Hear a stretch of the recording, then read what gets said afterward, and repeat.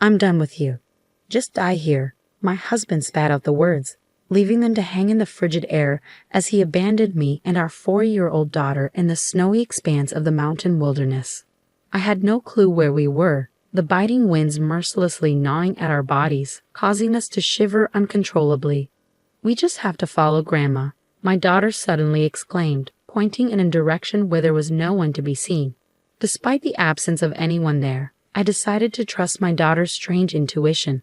My name is Nancy, a 32-year-old remote worker. I had met my husband, Mark, at a group blind date.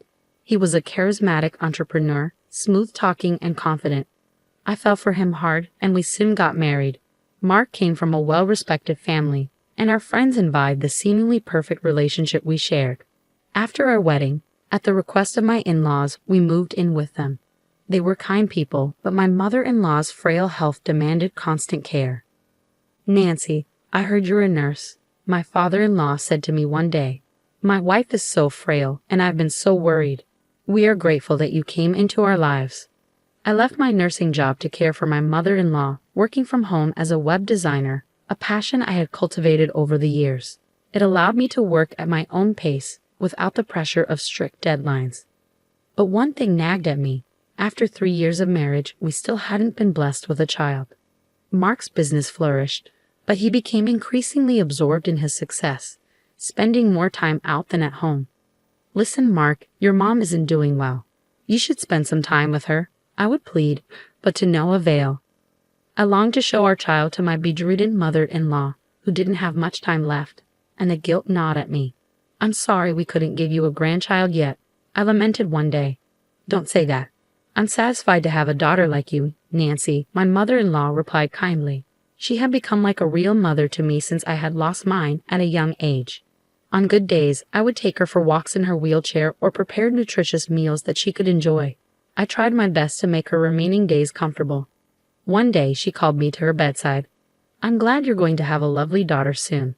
She'll be born around the time Jasmine will bloom, so name her Jasmine." I hesitated, unsure of how to respond. I couldn't help but feel puzzled by my mother-in-law's cryptic words. Her health had been deteriorating, and I wondered if her illness was causing her to hallucinate. Not long after, she passed away, leaving me utterly devastated. I had been by her side every day since we got married 3 years ago. Shortly after her funeral, I discovered I was pregnant. The due date was set for July, the very season for jasmine flowers, just as my mother-in-law had mentioned. I was stunned, but more than anything, I was overwhelmed with joy. I couldn't wait to share the news with Mark. "Mark, listen. I'm pregnant," I announced eagerly when he finally came home. His response caught me off guard. "Wait, really? I'm not good with kids. I don't think I want any right now," he said dismissively. His words stung, leaving me speechless. I could smell alcohol on his breath, and his clothes reeked of perfume. I had a sinking feeling I knew where he was spending his time. To him, I was nothing more than a convenient housemaid caring for his parents, but I couldn't give up on the precious life growing inside me. Despite Mark's indifference, I managed to gather the necessary resources for our baby. I dipped into the savings I had accrued when I was single and used my earnings from work. Just as my mother-in-law had predicted, our daughter was born during the blooming season of jasmine flowers. We named her Jasmine. She was a beautiful child with radiant skin, bearing a striking resemblance to my late mother-in-law. As Jasmine grew, she displayed unique traits. She would laugh and wave her hands as if in conversation with unseen companions. By the age of 2, she began speaking broken words, often directing them towards the family shrine. "Grandma, do you like Jasmine?" "Jasmine loves Grandma too," she would say, her innocent voice filled with affection. Even when I asked Jasmine who she was talking to, she would simply smile, leaving me both puzzled and awestruck by her mysterious interactions. When Jasmine turned 3, I often caught her engaged in deep conversations with someone in the corner of our loft. "Hey, Jasmine, who are you talking to? And what about?" I would inquire, curious about her mysterious interactions. "Grandma said she will give me her bracelet from the drawer," Jasmine replied innocently. "Grandma did. She said she knitted them using the fabric of her favorite sundress." I asked, intrigued by her response. Intrigued, I opened my late mother-in-law's drawer, where I indeed found a hand-knitted bracelet. Watching Jasmine happily wear the bracelet, my father-in-law murmured nostalgically, "Ah, those were made from the sundress my wife loved to wear when she was young. She made them into bracelets. She was skilled at knitting." Surprisingly, it seemed that Jasmine could truly communicate with my deceased mother-in-law. However, fearing it might bring harm to her, I decided not to disclose this to anyone. Our days were peaceful, but the tranquility didn't last forever. Mark began to indulge himself, abandoning his work. His company teetered on the brink of collapse, and we could barely afford our living expenses. We relied on the money provided by my father-in-law and my earnings. Eventually, Mark had to swallow his pride and ask his father for financial help. Thanks to that, his company somehow managed to recover. But the question lingered. Would Mark, who continued to lead a carefree lifestyle, ever change? I couldn't shake off my skepticism when one day, Jasmine started saying something unsettling. "Daddy is planning to do something bad," she confided in me. "What do you mean?" I asked, my concern growing. "I don't know, but Grandma seems worried. She told me to be careful," Jasmine replied, her words sending a chill down my spine. I couldn't fully grasp the meaning behind her cryptic message, but it lingered in my mind. What kind of trouble could Mark be getting into? Was it related to his company, another woman, or money? I pondered these possibilities, but without any concrete evidence, I hesitated to confront him. To err on the side of caution, I began carrying a voice recorder and instructed Jasmine not to mention her conversations with her grandmother to her father. A vague feeling of unease gnawed at me. My suspicions deepened when I discovered numerous receipts from strip clubs and bars among Mark's belongings. Despite the financial struggles of his company and even after seeking help from his father, his habit of going out remained unchanged.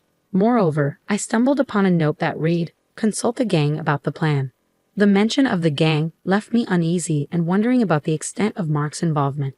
If what Jasmine said was true, and my mother-in-law had indeed been warning us, it could signify impending danger for me and Jasmine. The thought sent shivers down my spine, and for several weeks I remained on high alert.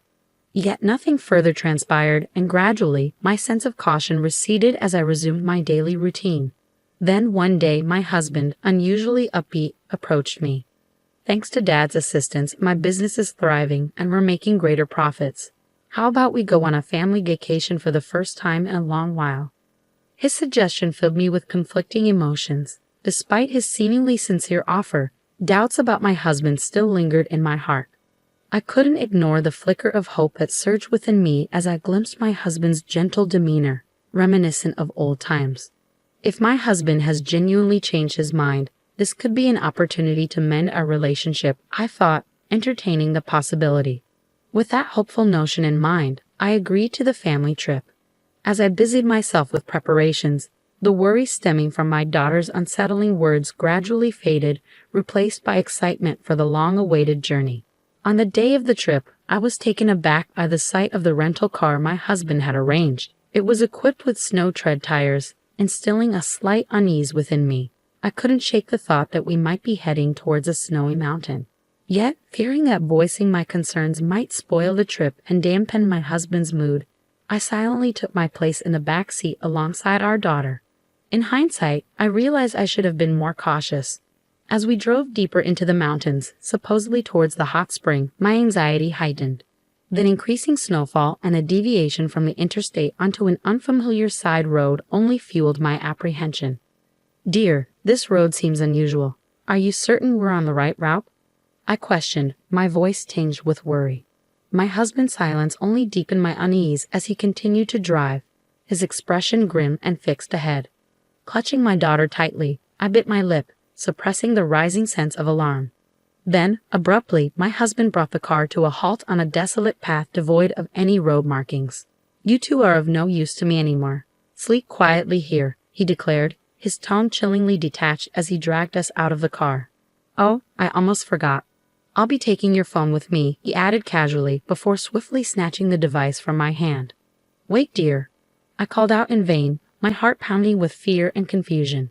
I screamed, but my husband ignored me. With a smirk, he started the car and drove away, leaving us behind in the falling snow. Lost in the thick forest, we were stranded with no idea of our whereabouts. Though my husband had confiscated my phone, I had secretly stashed a spare one in my backpack. Yet there was no signal, rendering it useless for calling for help. Since we had left the interstate, a sense of foreboding had gripped me, intensified by my daughter Jasmine's earlier words. Thankfully, both Jasmine and I were bundled in winter coats with our backpacks filled with provisions for emergencies. Despite my preparations, the biting cold winds cut through me, chilling me to the bone. I retrieved a disposable hand warmer from my backpack, using it to warm myself and calm Jasmine with a caramel candy. As the snowfall intensified, it became apparent that we were facing the prospect of being stranded alone in the wilderness. Uncertain of what to do next, I felt a surge of hope when Jasmine suddenly exclaimed, "Mom, Grandma says she's coming over here." Though I saw no one, Jasmine seemed convinced of her grandmother's presence.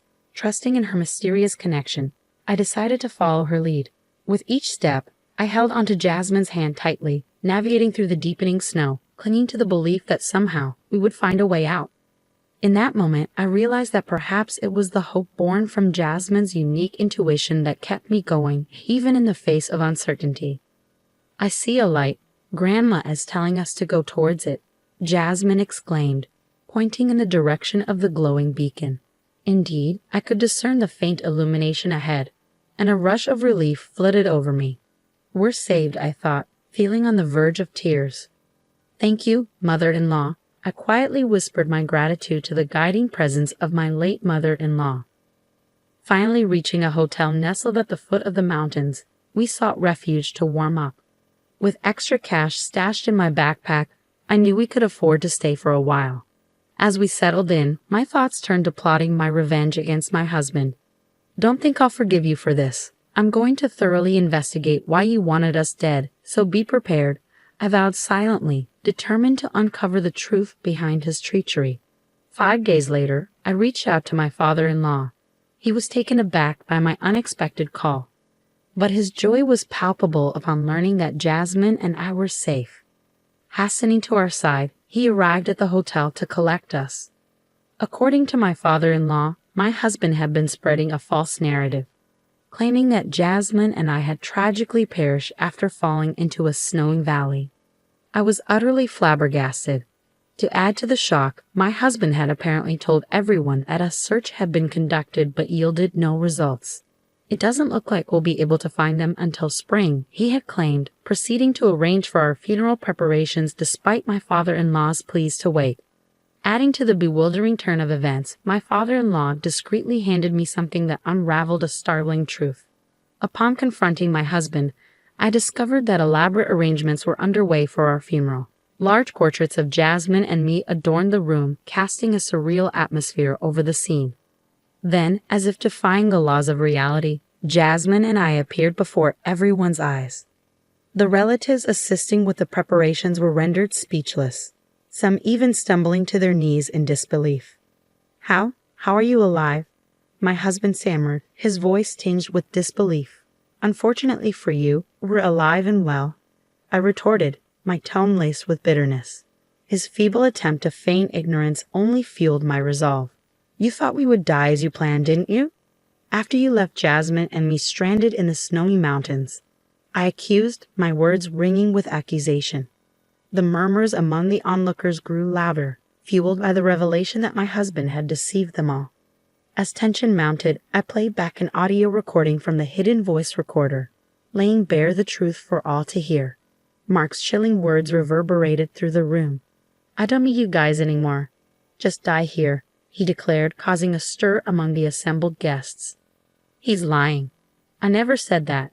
She's making up lies." Mark attempted to silence me, but his trembling lips betrayed his facade of confidence. Determined to expose his deceit, I played a damning video from my phone.